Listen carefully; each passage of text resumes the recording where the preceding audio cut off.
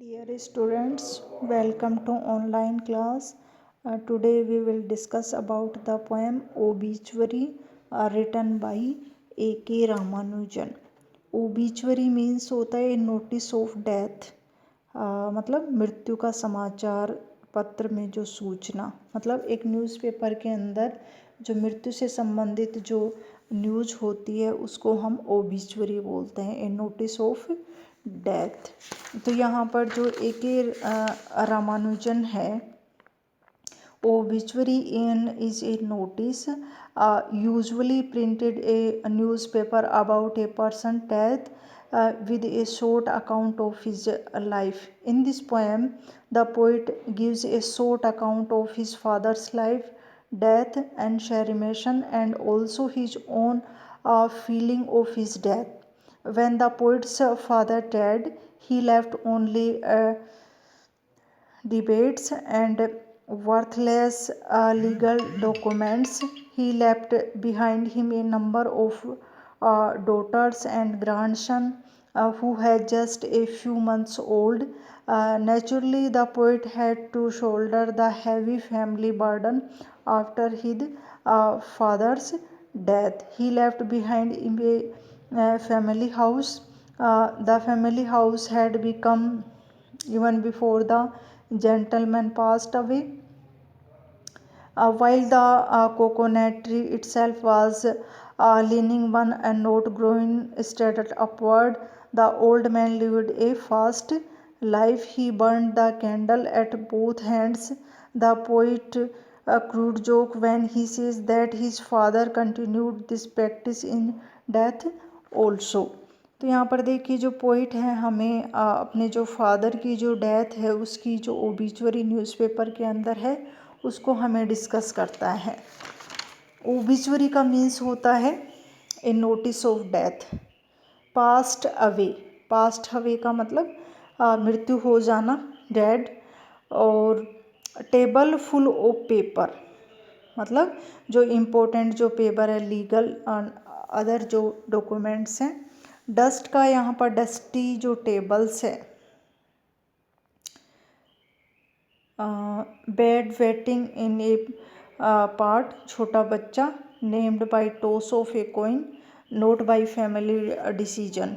तो यहाँ पर देखिए obituary, father when he passed on, left dust on a table full of paper, left bed and daughters and bed waiting grandson named by toss of after coin after him। तो यहाँ पर देखिए वो बताता है कि जो ओबिचुअरी नोटिस ऑफ डेथ है उसमें उसके जो फादर हैं वो मर गए हैं, लेकिन वो पीछे मतलब काफ़ी सारी चीज़ें छोड़ के गए हैं। वो बताता है कि लेफ्ट डस्ट, एक टेबल के जो पेपर हैं, टेबल के ऊपर जो पेपर हैं उनके अंदर वो डस्ट छोड़ के गए। डिबेट्स किसी से मतलब जो उधार हैं वो छोड़ गए। डॉटर्स जो बेटियां हैं उनको छोड़ गए।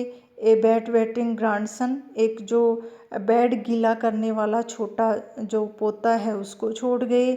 जिसका नाम नेम्ड बाय टॉस, जिसका नाम है वो टॉस से रखा गया था। ऑफ कॉइन आफ्टर हिम, मतलब सिक्का उछाल कर उसका नाम रखा गया, न कि किसी फैमिली डिसीजन से। A house that leaned slowly through our growing yards on bent coconut tree in the yard, being the burning type, a burnt properly at the cremation। तो यहाँ पर जो हाउस है, मतलब उनका जो हाउस है वो इस प्रकार झुका हुआ है। Slowly through our growing years on bent coconut tree in the yard, कि जिस प्रकार की जो कोकोनट का जो पेड़ होता है वो मतलब झुका हुआ होता है। वाज नॉट स्ट्रेट, मतलब खड़ा नहीं है, बिल्कुल सीधा नहीं है, झुका हुआ है। इसी प्रकार उनका जो मकान है वो झुका हुआ है। बीइंग द बर्निंग टाइप, ऐसा लगता है कि जैसे वो खर्चीला हो। ही बर्न प्रॉपरली, इसलिए वह प्रॉपरली तरीके से जल गए। एट द क्रिम्शन, मतलब उसका जो दाह संस्कार किया गया तब वो खर्चीले की तरह जल गए। उसके बाद है एज बिफोर,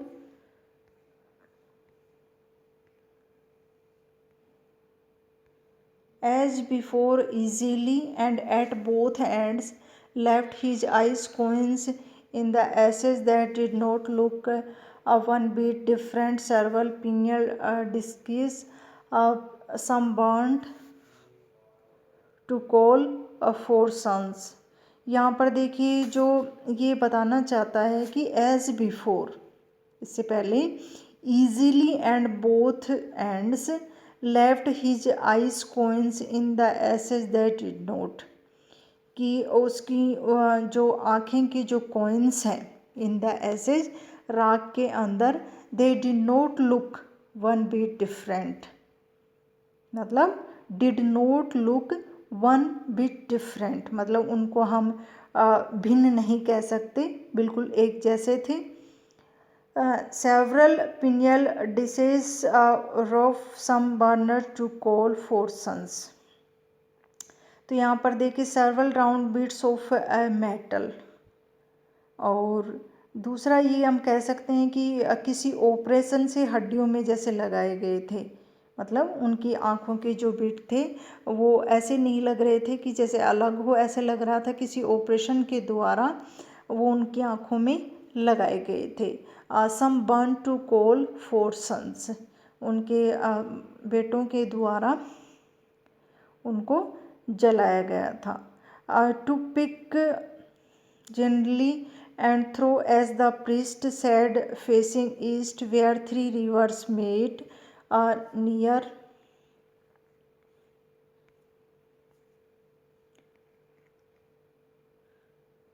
तो यहाँ पर देखिए अगला जो स्टेंजा है उसमें जो पोइट है हमें जनरली का मतलब होता है केयरफुली, सावधानी से, फेसिंग ईस्ट, पूर्व की तरफ मुँह करके, थ्री रिवर्स, यहाँ पर थ्री रिवर्स की बातें हो रही हैं, गंगा, जमुना और सरस्वती।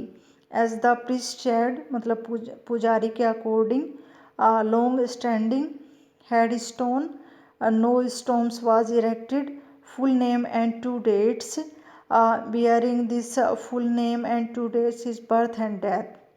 तो यहाँ पर देखिए वो बताता है कि बड़ी सावधानी से किसी पुजारी के द्वारा पूर्व दिशा में मुँह करके, और जो तीन नदियों का जो संगम है रेलवे स्टेशन के पास जहाँ तीन नदियाँ मिलती हैं, no longing stand head stone, कि मतलब किसी प्रकार का कोई टॉम स्टोम जिसको हम स्मारक बोल सकते हैं वो नहीं बनाया गया वहाँ पे।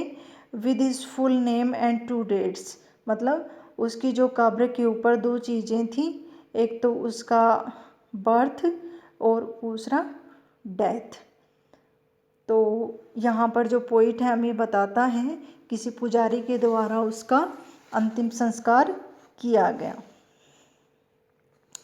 टू होल्ड, आगे देखिए, to hold in their parenthesis everything he did not quite manage to do himself, like this Caesarean birth in a Brahmin ghetto and his death by heart failure in the fruit market। इस paragraph के अंदर जो poet है हमें पैर्थेंसिस का मतलब जो अंतराल है, did not quite manage to do का मतलब कुड नॉट डू, नहीं कर सकना, सीजेरियन बर्थ मतलब उनकी जो डिलीवरी ऑफ चाइल्ड थी उसको सर्जिकल ऑपरेशन के द्वारा किया गया था। ब्राह्मण गेटो मतलब पुअर और डर्टी, जो ब्राह्मण परिवार से, डेथ ऑफ हार्ट फेलो दिल के दौरे से मृत्यु, अ फ्रूट मार्केट बाज़ार जहाँ फल बिकते हैं।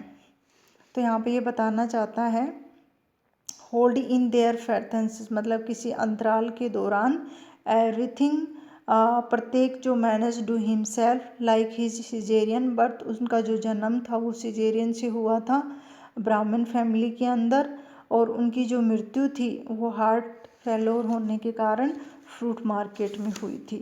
But someone told me he got 2 lines in the inside column. A Madras newspaper sold by kilo exactly 4 weeks later. स्ट्रीटवेकर। तो यहाँ वो बताना चाहता है कि बट समवन, किसी ने कहा कि ही गोट 2 lines, 2 जो लाइनें हैं वो मद्रास के न्यूज़पेपर के किसी कोने में छपी हैं। तो वहाँ पर देखिए गली के अंदर जो सामान बेचने वाला जब किसी कागज़ के अंदर उसको किलो कुछ सामान देता है तो उसके अंदर ये जो लाइनें थी मद्रास के न्यूज़पेपर में एक कॉर्नर के अंदर छपी हुई थी। Who shall in it turn to small Janjaris where I buy salt, coriander and jaggery in newspaper coins that I usually read। उसने कहा ग्रेगोरियस मतलब किराए की दुकान, वेयर बाई साल्ट जहाँ उसने कुछ नमक, धनिया, गुड़, Gregory, newspaper coins that usually read मतलब उसने वो सामान ख़रीदा तो उस कागज़ में ये सब लिखा हुआ था। For fun and lately in the hope of finding these obituary lines and he left us a changed mother and more than one annual return. तो यहाँ पर देखिए जो पोइट है हमें लास्ट स्टेंजा में ये बताता